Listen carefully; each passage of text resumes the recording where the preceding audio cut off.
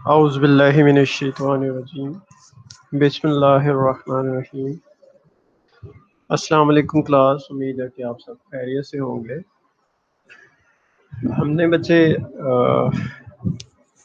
पिछले week evolutionary mechanism शुरू किया था, जो कि आज इंशाल्लाह हमारा एंड हो जाएगा। एवोल्यूशनरी मैकेनिज़्म, इसमें बच्चे आज का हमारा जो टॉपिक है क्लास, वो नेचुरल सिलेक्शन के बारे में है। Natural selection. Now let's start. What is natural selection? पहला पॉइंट है बच्चे, natural selection occurs whenever some phenotypes are more successful. Natural selection बच्चे तब होती है जब जब कभी एक फिनोटाइप जो है वो सक्सेसफुल होती है। किस मकसद के लिए? At leaving offsprings than other phenotype. At leaving offspring mean बच्चे कि वो अपनी नस्ल जो है वो छोड़ती है दूसरी फिनोटाइप्स। फिनोटाइप ज़ाहरी जो खसूसियात हैं, करैक्टर हैं, उनको कहते हैं जो नज़र आने वाले हैं। मिसाल के तौर पे किसी भी जानवर का कलर, उसका कद, वो दिखता कैसे है, उसके परों का कलर कैसा है, उसके सींग कैसे हैं, यानी एनिमल्स की अगर बात करें, या वो ताकतवर नजर आता है, जो फिनोटिपिक करैक्टर की बेस पे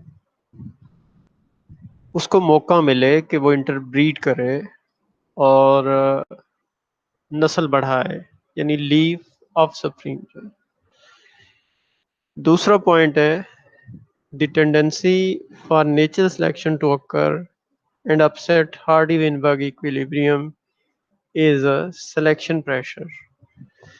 बच्चे यहाँ पे शॉर्ट क्वेश्चन एक इम्पॉर्टेंट है कि अगर आपसे पूछा जाए what is selection pressure, selection pressure क्या है, तो इसकी डेफिनेशन बच्चे यहाँ पे एरो आपको नजर आ रहा है। दूसरा पॉइंट जो है द टेंडेंसी, खासियत है फॉर नेचुरल सिलेक्शन, कि नेचुरल सिलेक्शन हो।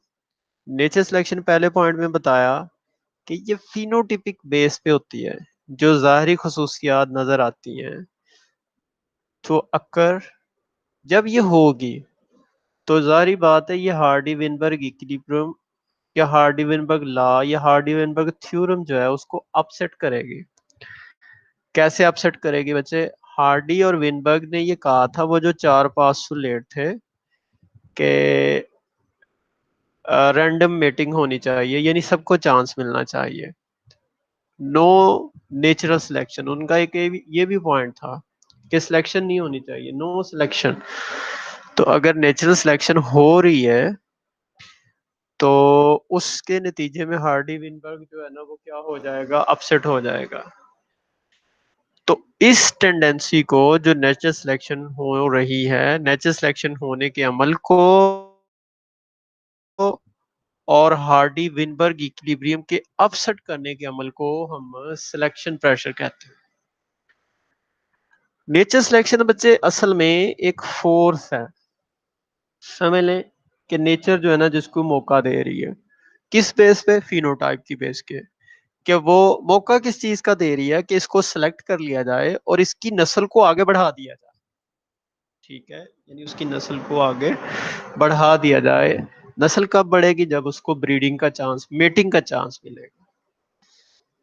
तो जिसके फिनोटिपिक यानी ज़ाहरी खसूसियात जो हैं दूसरे अपोजिट एनिमल जो हैं या अपोजिट सेक्स जो है, अपोजिट जिन्स जो है, यानी मेल फीमेल जिसको अट्रैक्ट करेगी तो वो सिलेक्ट हो जाएगा। दूसरे पॉइंट में ही बच्चे सिलेक्शन प्रेशर की बात हुई कि ये वो अमल है जिसमें नेचुरल सिलेक्शन होती है और हार्डी विनबर्ग इक्विलिब्रियम जो है ना इससे अपसेट होता है। although nature selection is simple in principle, अगर इसका प्रिंसिपल देखें ना हम, सिंपल है, फिनोटाइप बेस पे मैटर कर रही है, लेकिन it is a diverse operation. Diverse mean बहुत वसी ऑपरेशन है, ऑपरेशन अमल जो है। तीसरा करेक्टर है बच्चे, फॉर सर्टन ट्रेड्स, बाज जो खसूसियात हैं, many population have a range of phenotypes. अब बहुत सारी पॉपुलेशन में उनके अंदर फिनोटाइप की एक रेंज होती है जो ज़ाहरी खसूसियात की। मिसाल के तौर पे बच्चे अगर हम अपनी मिसाल ले लें कि हमारे बालों का कलर ही देख लेते हैं, एक ट्रेट है बालों का कलर। इसी तरह आंखों का कलर एक पॉपुलेशन के अंदर। इसी तरह कद जो है, अगर हम इसकी रेंज को ले लें तो ये सारे के सारे यानी सर्टन ट्रेड्स यानी बास ट्रेड जो है ना, उनकी एक रेंज होती है कि वो एक खासी रेंज है, कैरेक्टराइज बाय अ बेल शेप। यानी वो बेल शेप होती है बच्चे, जैसे बेल होती है ना, बेल, या जैसे देखें मैं आपको एक एरो, ये देखें, अगर आप देख रहे हैं मैं यहाँ से इस स्लाइड पे अपने माउस का कर्सर जो है ना शो कर रहा हूँ, ये बेल जो है, ये देखें ऐसे बेल ऐसे बनती है। तो जो बेल शुरू हो रही है, मिसाल के तौर पे बच्चे आगे आगे जाके मैंने इसका वैसे ना जिक्र भी किया होगा बेल का। हाँ ये देखें, ये जो है इस स्लाइड में देखें जिसके गिर्द मैं एरो घुमा रहा हूँ, ये एक बेल शेप है। ये देखें बेल शेप, ये देखें इसमें, ये देखें 0 1 2, 0 1 2, और इधर से 12 13 14। तो यानी इनकी सिलेक्शन कम हो रही है, इनकी कम हो रही है, लेकिन ये देखें 3 से ऑनवर्ड बढ़ना शुरू होगी और एक बेल बन गई। ठीक है, एक बेल की तरह। तो ये बेल शेप यानी उसकी बात हो रही है। तो तीसरा पॉइंट था कि for certain trade many population have a range of phenotype, यानी एक रेंज होती है characterized by bell shaped curve that show that phenotypic extremes are less common than the intermediate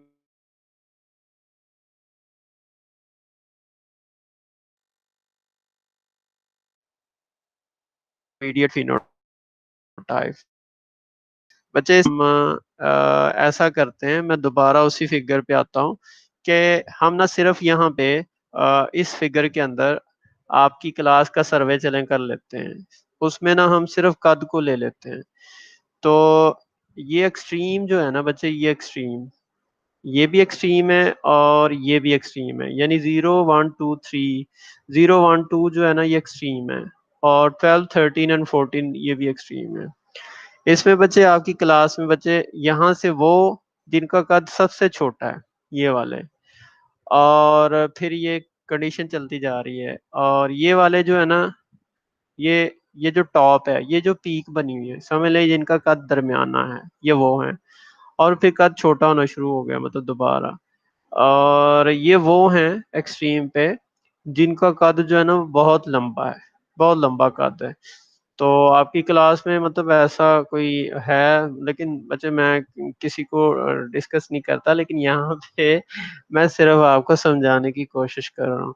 यानी जो दरमियाने कद वाले, उसने ये कहा है कि जो एक्सट्रीम पे है ना, यानी ये एक्सट्रीम जो सबसे छोटे कद वाले हैं, और ये एक्सट्रीम जो सबसे बड़े कद वाले हैं, इनको इतना फायदा नहीं होता, वो ये कहना चाह रहा है। लेकिन किनको फायदा होता है? जिनका कद दरमियाना होता है, ये वाला।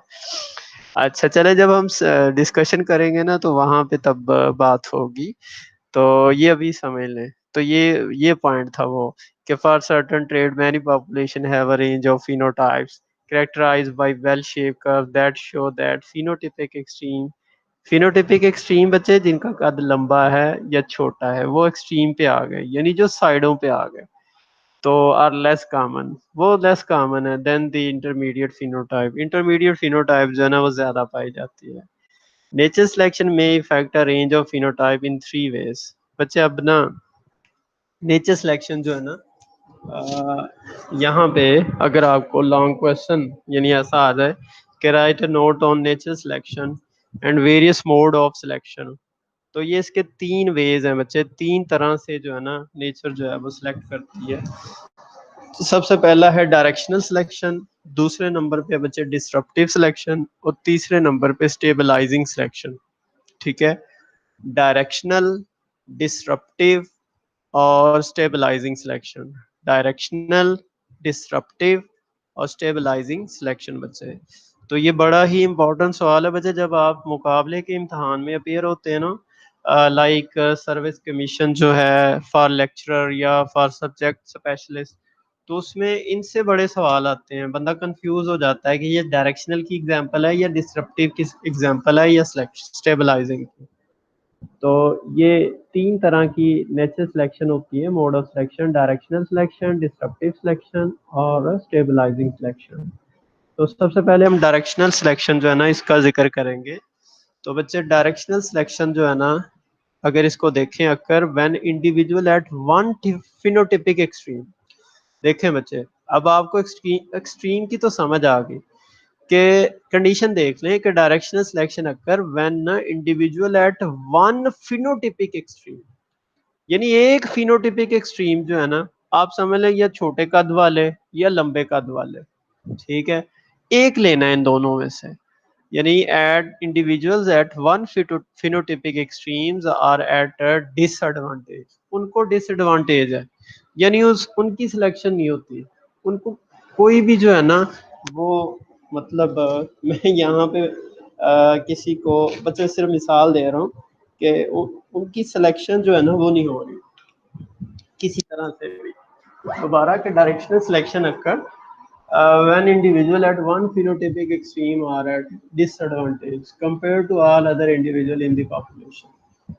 और समझ लें कि इस वन फिनोटिपिक एक्सट्रीम में वो हैं जिनका कद जो है ना वो छोटा है या जिनका कद लंबा है, उनको जो है ना वो प्रेफर नहीं किया जा रहा। या हम ये भी कह सकते हैं बच्चे यहाँ पे हम बॉडी स्ट्रक्चर की बात कर लेते हैं कि कुछ दुबले होते हैं, कुछ पतले होते हैं और कुछ दरमियाने होते हैं स्मार्ट से। ठीक है, तो दुबले जो मोटे हैं या पतले जो हैं यानी एक्स्ट्रा थीन जो हैं, या फिर बच्चे इंटरमीडिएट यानी जो स्मार्ट से हैं। तो अब ये एग्जांपल आप खुद समझ सकते हैं। तो ये कंडीशन जो है ना, मतलब इन पे डिपेंड करता है। When individual at one phenotypic extremes are at disadvantage, वो डिसएडवांटेज पे है compare to all other individual in the population. तो जो compare to all other individual in the population, तो बाकी जो दो है ना दरमियाने या दूसरी जो कंडीशन है उनको फायदा होता है। तो ये डायरेक्शनल है, डायरेक्ट हो रहा है। दूसरा पॉइंट है बच्चे, in response to this selection the deleterious genes. Deleterious genes यानी जिनका नुकसानदेह है, डिक्रीजेस इन फ्रीक्वेंसी। अच्छा, जो बच्चे मतलब वो फर्ज करें कि वो इंडिविजुअल जो है ना वो बीमारियां हैं, वो लागर हैं, कमज़ोर हैं। ठीक है, हम पतले नहीं कहते, हम कमज़ोर कह लेते हैं, चला भी नहीं जा रहा जैसे भी है, तो उनके पास इतने अच्छे जीन्स नहीं आए। ठीक, तो अब जब उनकी सिलेक्शन नहीं होगी तो उस सिलेक्शन के नतीजे में, यानी जब उनकी सिलेक्शन नहीं होगी तो जो उनके डेलिटेरियस जीन्स थे ना, तो वो तो ख़त्म हो जाएंगे, क्योंकि एक पॉइंट आएगा कि वो ख़त्म हो जाएगा वो जानदार जो है।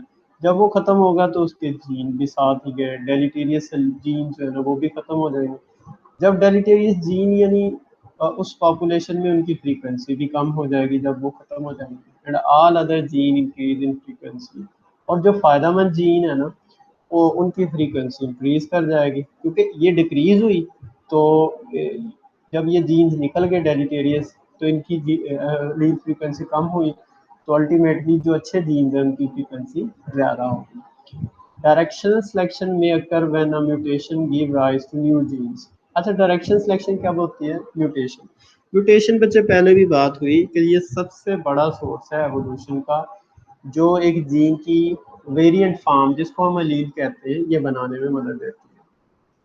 डायरेक्शन सिलेक्शन में occur when a mutation give rise to new genes or when the environment change to select against an existing phenotype।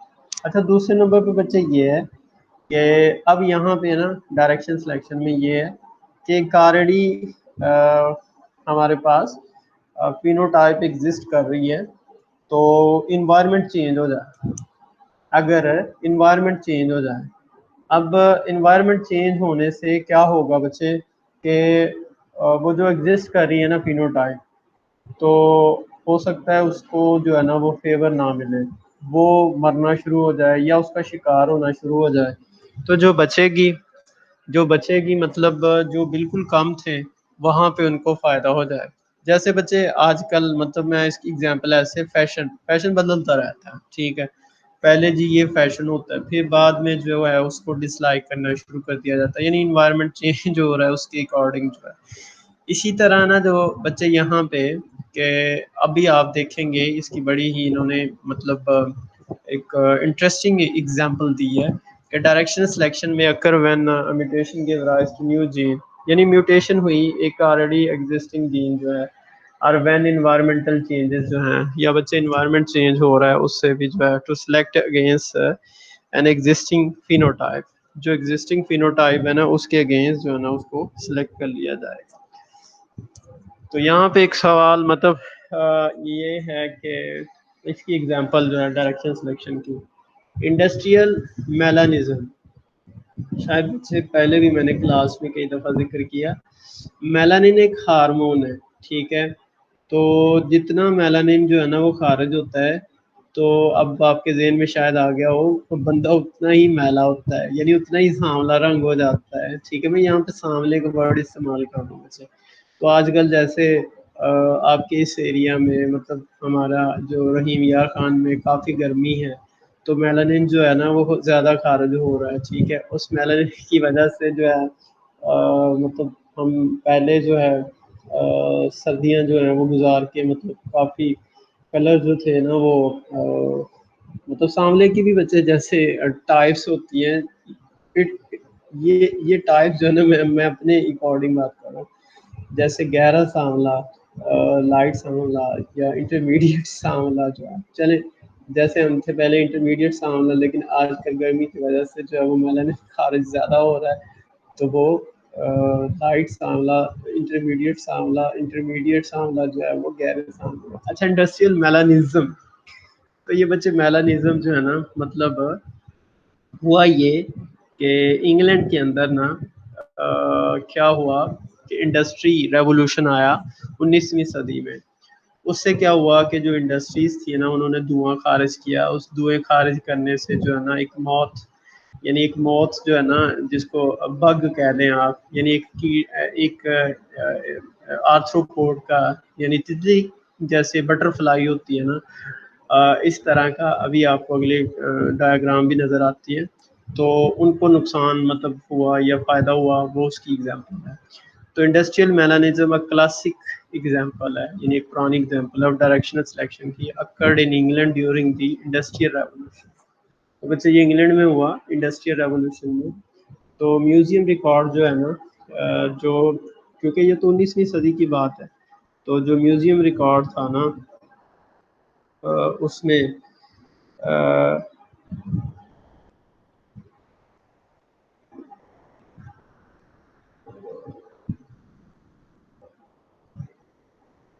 अच्छा, इंडस्ट्रियल मेलानिज्म जो था ना म्यूजियम रिकॉर्ड जो है और एक्सपेरिमेंटल डॉक्यूमेंट्स जो थे, how environment change effect selection against one phenotype for the peppered moth.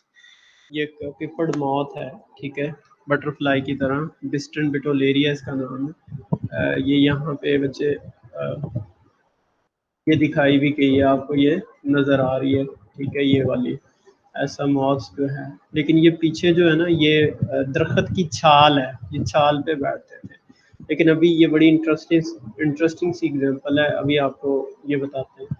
In the early 1800 यानी 19वीं सदी के शुरू में a grey form made up of about 99% of the peppered moth population. तो जो ग्रे कलर का था ना मॉथ का, इस बटरफ्लाई लाइक इंसेक्ट का, ये 99% जो है ना वो पॉपुलेशन बना रही थी इस पॉपुलेशन की, यानी जिसका कलर ग्रे था। अब ये फिनोटाइप है, ठीक है, ग्रे कलर की। लेकिन हुआ क्या बच्चे, that form still predominant in non industrial northern England and Scotland. अच्छा, अभी भी जो है ना ये जो ग्रे कलर की मौत है ना, ये अभी भी उन इलाकों में, यहाँ पे अभी भी इंडस्ट्री नहीं है, जैसे नॉर्दर्न इंग्लैंड है या स्कॉटलैंड है, ठीक है, उनमें इंडस्ट्री यानी वहाँ पे ये मिलों का धुआं वगैरह नहीं है, मिल्स वगैरह का, तो ये वहाँ पे अभी भी जो है ना डोमिनेंट है।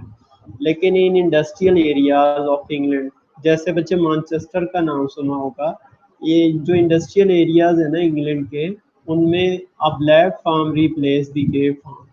जो काले रंग की मॉब्स थी ना, वो डोमिनेंट है, ग्रे जो है वहाँ पे कम है।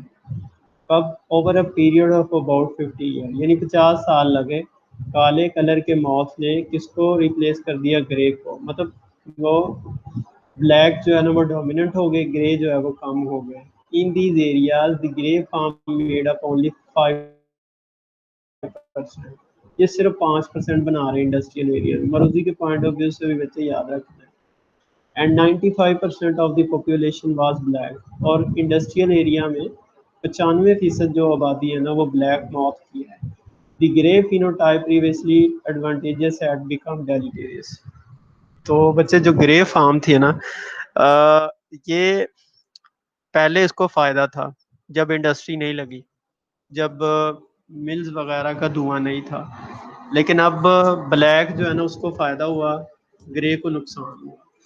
The nature of the selection pressure was understood when investigators discovered that birds prey more effectively on moth resting on contrasting background। असल में ये था बच्चे कि जो दरख्तों की छाल थी ना, बार्क थी, वो इस पोल्यूशन की वजह से वो चेंज होना शुरू होगी। उसके ऊपर जो लाइकन था ना वो मरना शुरू हो गया।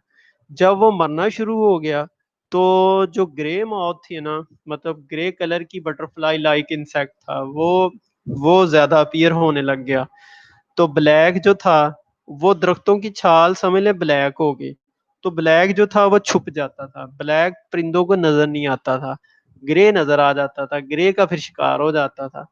तो प्रायर टू इंडस्ट्रियल रेवोल्यूशन, जब इंडस्ट्री का रेवोल्यूशन यानी इनकलाब नहीं आया था, प्रायर का मतलब पहले, grey moth were favoured because they blended with the bark of trees on which they rested। तो फिर बच्चे ग्रे मॉथ जो थी ना वो फेवर्ड थी because they blended. Blended mean मतलब यहाँ पे ब्लेंड जो है ना मतलब वो बिल्कुल जो है वो उसी का हिस्सा बन जाती थी, with bark trees on which they rested, जिस पे ऊपर ये पाए जाते थे। जबकि black moth contrasted with the lighter, तो ब्लैक कलर की जो थी ना मॉथ, उसका कलर चूंकि राइट लाइटर था बार्क का, lichen covered bark and was easily spotted by birds. तो परिंदे पहले काले कलर के जो मॉथ थे ना उनको खा लिया करते थे। तो जब early in the industrial revolution however factory use soft coal, जब इंडस्ट्री शुरू हुई ना, पहले पहले सॉफ्ट कोल, कोयला जो था ना वो कम जहरीला इस्तेमाल यानी कम धुएं वाला कोयला इस्तेमाल होता था। एंड स्प्यूड सूट, स्प्यूड का मतलब होता है बच्चे उगलना, यानी जैसे क्या करना, लेकिन यहाँ पे है कि वो खारिज कर रही थी। सूट, सूट कालक को कहते हैं, ठीक है, जो कालक धुआं होता है ना काला सा। जैसे बच्चे अक्सर आपने देखा होगा कि ये एहतजाज वगैरह होते हैं ना तो वहां पे टायर जला दिए जाते हैं, वो टायर जो है ना उनकी आग जो है ना वो एक्स्ट्रा अगर देखा जाए तो ब्लैक कलर की सूट यानी कालक उसमें से निकलती है। And other pollutant into the air. तो इंडस्ट्रीज ने शुरू शुरू में तो कम कोयला इस्तेमाल किया, लेकिन जैसे जैसे ज़रूरतें बढ़ती गई कोयला ज़्यादा इस्तेमाल होना शुरू कर दिया, और हवा में फिजा में ज़्यादा आलूदगी हुई, जिससे जो है लाइकन जो थे वो मरना शुरू हो गए दरख्तों की छाल में से। Suit covered the tree trunk, suit यानी उस कालक ने ट्री ट्रंक जो थी यानी दरख्तों की शाखें जो थी वो कवर कर ली, एंड किल दी लाइकन। और वो जो फंजाई और एलजी का जो एक म्यूचुअल शेयरिंग था, मतलब एक दूसरों के साथ एसोसिएशन थी, वो खत्म हो गई।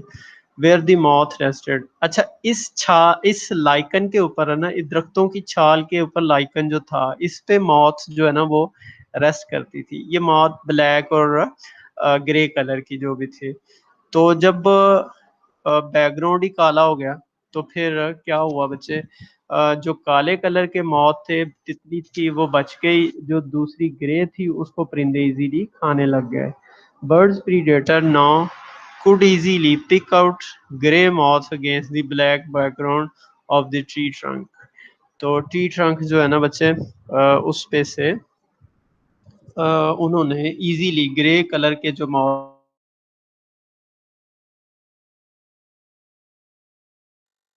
थे उनको खाना शुरू कर दिया। while the black palm was effectively camouflage। मतलब करें तो हम इसको कहते हैं छुप जाना, यानी कंट्रास्ट बना लेना। कैमोफ्लेज का मतलब होता है, अगर आप डिक्शनरी में देखें तो इसका मतलब होता है छुप जाना या कंट्रास्ट बना लेना। तो तब्दीली हियत भी कहते हैं इसको। अच्छा, उसके बाद ना बच्चे, ये मतलब इसकी एग्जांपल थी। अब ये इस फिगर में आप देख सकते हैं बच्चे, जो ए फिगर है ना ये वाली जो लेफ्ट साइड पे है, इस पे आप देख सकते हैं बच्चे कि prior to the industrial revolution, ये इंडस्ट्री के रेवोल्यूशन इंकलाब से पहले की है। Bird predator easily spotted the black palm, ये देखें ब्लैक इजीली नजर आ जाती थी। और ये जो मौत है ना, ये देखें ग्रे कलर की पड़ी हुई है, ये छुपी हुई है, और ये सारी दरख्त की छाल के ऊपर ये क्या है भला, लाइक करनी है। तो and the grey form was camouflage, यानी वो उसके साथ क्या करती थी, छुप जाती थी, नजर नहीं आती थी। लेकिन जो बी फिगर है ना, आपको राइट हैंड साइड पे नजर आ रही है, तो इन इंडस्ट्रियल रेवोल्यूशन जो है reason after the industrial revolution selection was reverse, यानी रिवर्स हो गया काम।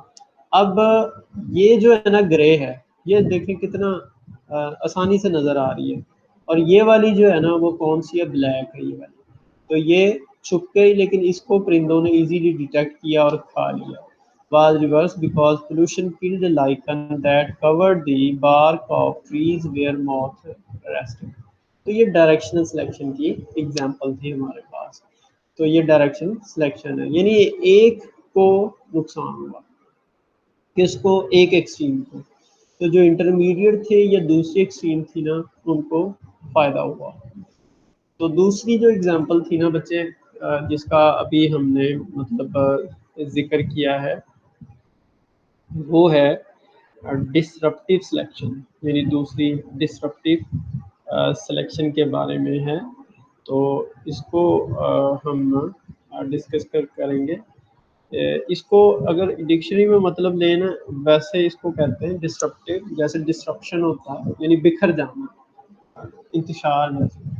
Another form of nature selection, ये नेचर सिलेक्शन की दूसरी फॉर्म है, involve circumstances selecting against individual of an intermediate phenotype. अच्छा, यहाँ पे देखिए बच्चे उलट काम है, यहाँ पे एक्सट्रीम वाले सिलेक्ट होंगे, तो जो इंटरमीडिएट है ना उनको नहीं सिलेक्ट किया जाएगा। या दूसरे अल्फाज में बच्चे जो एग्जांपल दी थी कि जो दुबले और पतले हैं ना वो सिलेक्ट हो जाएंगे, दरमियाने जो स्मार्ट उनको फेवर नहीं करेंगे, यानी ये एक है। या दूसरे अल्फाज में बच्चे आप समझ लें कि लंबे और दरमियाने कद, लंबे और छोटे कद वालों को प्रेफर किया जाए और दरमियाने कद वालों को प्रेफर ना किया जाए। तो ये इंटरमीडिएट जो है ना उसको सिलेक्ट करते हैं, लेकिन जो एक्सट्रीम नहीं करते इंटरमीडिएट वालों को, लेकिन जो एक्सट्रीम पे है ना उनको सिलेक्ट कर देते हैं। डिसरप्टिव डाइवर्सिफाइंग सिलेक्शन, इसको डाइवर्सिफाइंग सिलेक्शन भी कहते हैं। प्रोड्यूस डिस्टिंक्ट सब पॉपुलेशन, यानी ये मुख्तलिफ सब पॉपुलेशन बनाती हैं। An interesting example of disruptive selection also illustrate another form of selection, sexual selection। इसकी एग्जांपल बच्चे सेक्सुअल सिलेक्शन की दी। सेक्सुअल सिलेक्शन अकर व्हेन, ये कब होती है, sexual selection occur when individual have varying success obtaining mates, यानी बच्चे इंडिविजुअल जो है ना उसके पास वैरायटी है, वेरिंग सक्सेस है obtaining mate, life partner choose करने के लिए। It often result in the evolution of structure used in combat between males for mate. तो जो मेल के स्ट्रक्चर्स होते हैं ना, जो नजर आ रहे हैं, जैसे यहाँ पे वो सींगों की एग्जांपल देगा, एंटलर की एग्जांपल देगा, तो वो उसकी बेस पे जो है ना उनको सिलेक्ट किया जाता है। सच एज एंटलर, एंटलर जो है ना सींगों की एक एग्जांपल है। सींग, जैसे आपने वो 12 सिंगा सुना होगा, तो वो एंटलर होते हैं। सींग जैसे भैंसों के सींग होते हैं, गाय के सींग होते हैं, तो ये सींग होते हैं। लेकिन जो 12 सींग है ना, मतलब जिसकी ब्रांचेस होती हैं, तो ये एंटलर जो है ना वो जड़ते रहते हैं, यानी वक्त के साथ साथ वो शेड हो जाते हैं। लेकिन जो सींग होते हैं ना वो नहीं शेड होते हैं, ठीक है। और एंटलर जो है ना उनकी ब्रांचेस भी होती हैं। सींगों की ऐसी एग्जाम्पल है नहीं, मतलब ब्रांचेस नहीं है। तो इसकी एग्जाम्पल दी। और ornamentation that attract individual of the opposite sex, या ऑर्नामेंटेशन जो है यानी बनाओ श्रृंगार करना, परिंदे करते हैं खास तौर पे, such as brightly coloured tail feather of a peacock. जैसे मोर है ना, उसकी जो दुम होती है उस पे बड़े अट्रैक्टिव कलर होते हैं, ठीक है। आपने मोर के पंख देखे होंगे, ठीक है, किताबों में भी रखने का किसी दौर में रिवाज होता था। तो इस तरह जो है, तो sexual selection is considered by some to be form of nature selection, but other consider it separate form of nature। अच्छा, कुछ तो कहते हैं कि ये वाकई नेचर सिलेक्शन की ही टाइप है, डिस्ट्रप्टिव सिलेक्शन जो है, सेक्सुअल सिलेक्शन जो है। लेकिन कुछ साइंटिस्ट नहीं मानते, मतलब वो कहते हैं कि ये नेचर सिलेक्शन की अलहदा से टाइप है, सेक्सुअल सिलेक्शन जो है। तो ये देखेंगे डिस्ट्रप्टिव सिलेक्शन की एग्जांपल दी बच्चे आपको। ये इंटरमीडिएट था ये वाला। ये देखें, पहले एक बेल है ये वाले, तो वो जो इंटरमीडिएट दरमियाने जो है ना उनको सिलेक्ट नहीं किया गया। जो एक्सट्रीम पे थे ना, यानी जैसे मैंने कहा था छोटे कद वाले या लंबे कद वाले, या जो दुबले हैं, या जो पतले हैं, और दरमियानों को सिलेक्ट ना किया जाए। अच्छा, उसके बाद तीसरी एग्जांपल जो है ना बच्चे यहाँ पे, वो है स्टेबलाइजिंग सिलेक्शन की। स्टेबलाइजिंग सिलेक्शन की, ठीक है। तो इसमें देखें, स्टेबल है, स्टेबल, ठीक है, स्टेबल का वर्ड जैसे है, when both phenotypic extremes are deleterious, both.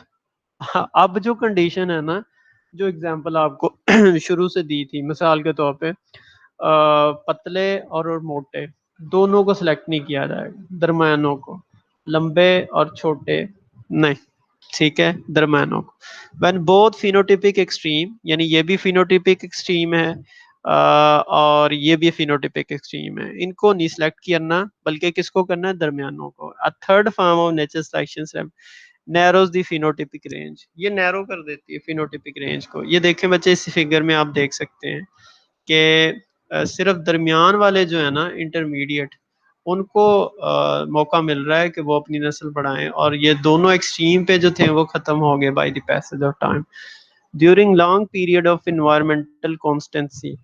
ठीक है, कांस्टेंट है environment. New variation that arise, जब नई वेरिएशन आती है ना म्यूटेशन के नतीजे में, or new combination of gene that occur, या नए कॉम्बिनेशन जीन के होते हैं। मिसाल के तौर पे मेटिंग जो है वो किसी दूसरी पॉपुलेशन के इंडिविजुअल में हो जाए, तो are unlikely to result in a more fit phenotype than the gene that have allowed a population to survive for thousands of year.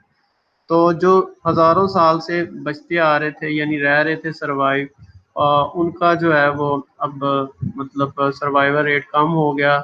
और जो नए बने हैं जेनेटिक वेरिएशन से, या जिनकी नए बनने की ब्रीडिंग का अमल हुआ, तो वो बने हैं, उनकी सिलेक्शन होना शुरू हो गई, स्पेशली खास तौर पे when new variations are the extreme of the phenotypic range. तो जो new variations are at the extreme of the phenotypic range, तो नई वेरिएशन आने से तो जो दरमियान वाले थे यानी इंटरमीडिएट, उनको सिलेक्ट कर लिया गया और बाकियों को छोड़ दिया गया। तो ये थ्री मॉडल जो है ना बच्चे, जो मोड ऑफ सिलेक्शन के हैं, तीनों को आपको दिखाने की कोशिश की गई है। ए बी सी, यानी ये तीन फिगर्स हैं, ए बी और सी। पहली है डायरेक्शनल सिलेक्शन। ये देखें बच्चे, डायरेक्शन सिलेक्शन में हमने कहा था कि एक जो एक्सट्रीम है ना उसकी सिलेक्शन नहीं होगी, तो दूसरे इंटरमीडिएट और दूसरा एक्सट्रीम जो है ना उनकी सिलेक्शन होगी। और इसका ग्राफ कुछ इस तरह बनेगा, ये देखिए बच्चे, स्ट्रेट लाइन आपको शो हो रही है, सही है। तो जो मतलब 0 1 2, अब देखें 0 1 2 3, अब देखें 3, यहाँ पे देखें 0 भी गायब है, 1 भी गायब हो गया, 2 भी गायब हो गया, 3 की भी जो है वो कम हो रही है, 4 5 कम कम हो रही है, लेकिन 6 7 जो है ना, मतलब कि वो तो बढ़ ही रहे हैं, लेकिन वो कम हो जाएंगे जो एक एक्सट्रीम पे हैं। इसी तरह डिस्ट्रप्टिव ये देखें कि एक्सट्रीम वाले सिलेक्ट हो जाएंगे, बाकी जो हैं दरमियान वाले उनको नुकसान होगा। और स्टेबलाइजिंग में एक्सट्रीम वाले जो हैं उनको नुकसान है और इंटरमीडिएट जो है ना उनको फायदा है। तो बच्चे इसकी अब सारे की अगर समरी करें तो evolution occur because allelic frequency change in a population. तो बच्चे बड़ा ही इंपॉर्टेंट पॉइंट है कि एवोल्यूशन कब occur होती है, जब एलील फ्रीक्वेंसी चेंज होती है पॉपुलेशन में। और एलील फ्रीक्वेंसी कब चेंज होती है? एलील फ्रीक्वेंसी तब चेंज होती है जब म्यूटेशन आ जाए, जब जीन फ्लो हो, जब मेटिंग जो है वो नॉन रैंडम हो, ठीक है, तो सॉरी रैंडम मेटिंग हो। तो इनसे जो है ना वो जो अलील फ्रीक्वेंसी है ना चेंज होती है। आप समझ लें कि एवोल्यूशन तब तब होगी जब तक वो जो है हार्डी विनबर्ग के 4 पास्टुलेट जो है ना उनके अगर आप अगेंस्ट चले जाए। तो allele frequency change as a result of chance. Allele frequency जो है ना वो बाय चांस भी चेंज होती है, अकरिंग इन स्मॉल पॉपुलेशन। जैसे बच्चे हमने जेनेटिक ड्रिफ्ट, बॉटलनेक इफेक्ट वगैरह के बारे में पढ़ा, द माइग्रेशन ऑफ इंडिविजुअल। इसके अलावा इंडिविजुअल की माइग्रेशन की वजह से हो सकती है, इनटू और out of the population, mutation and natural selection जो है, जो अभी आपने पढ़ा। पहले पॉइंट पे है कि एवोल्यूशन कब होती है, जब अलील फ्रीक्वेंसी चेंज होती है। अलील फ्रीक्वेंसी कब चेंज होती है, दूसरे पॉइंट में ये बता दिया गया है। तो तीसरा पॉइंट है direction selection is selection against one phenotypic extreme in a population. तो वो आपको समझाया बच्चे। Disruptive selection is selection against most common phenotype. तो जो डिस्ट्रप्टिव है ना, मोस्ट कॉमन फिनोटाइप जो है ना उसके अगेंस्ट, यानी मोस्ट कॉमन कौन है, इंटरमीडिएट जो है उनको नहीं सिलेक्ट किया जाता बल्कि एक्सट्रीम वालों को। जबकि stabilizing selection is selection against both phenotypic extreme in phenotype. इसमें इंटरमीडिएट जो है ना उनको मौका दिया जाता है। तो बच्चे उम्मीद है इंशाल्लाह आपको ये समझ आ जाएगा बच्चे। ये हमारा मोड ऑफ नेचर सिलेक्शन जो है ना वो यहाँ पे एंड हुआ। और हमारे जो मैकेनिज्म ऑफ एवोल्यूशन जो है बच्चे वो भी तकरीबन यहाँ पे एंड कर दिए हमने। तो इंशाल्लाह हम ना नेक्स्ट जो है वो हमारा जो अगला सेगमेंट है उसके बारे में पढ़ेंगे। तो बच्चे अल्लाह आपका हामी और नासर हो, आपके हर काम में आसानियाँ पैदा फरमाए। अल्लाह हाफिज़।